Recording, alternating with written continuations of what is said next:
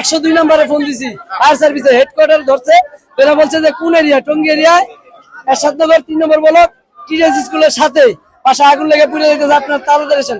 উনি 10 মিনিট পরে আমার ফোন ব্যাক করে বলে আবার ঠিকানা বলেন। তারপর বলার পরে তখন বাজে 7:55, ওনারা আসছে 8:30-এ।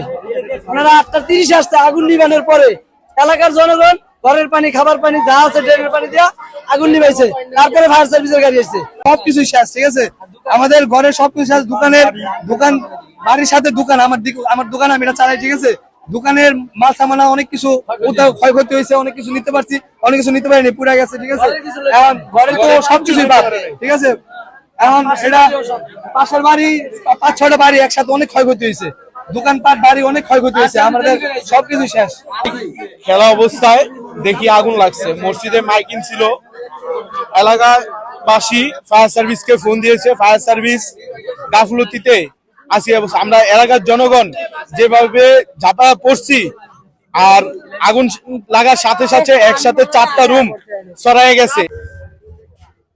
আমার বাসা ঘরে ফার্নিচার, এমনকি টেইলার্সের মাল সাবানের কিছু মাল সাবানা, ভাড়াটেগো মাল সাবানা, আনুমানিক 5-5.5 লাখ টাকার ক্ষয়ক্ষতি হয়েছে। এটা আমার নিজের। আর আশেপাশে আলাদা আরো 2-3 বাড়ি পাওয়া গেছে, এটা তারা বাকিটা বলতে পারবে। আমি অফিসে ছিলাম, আমি অফিস থেকে আসার পরেই দেখতেছি যে আগুন।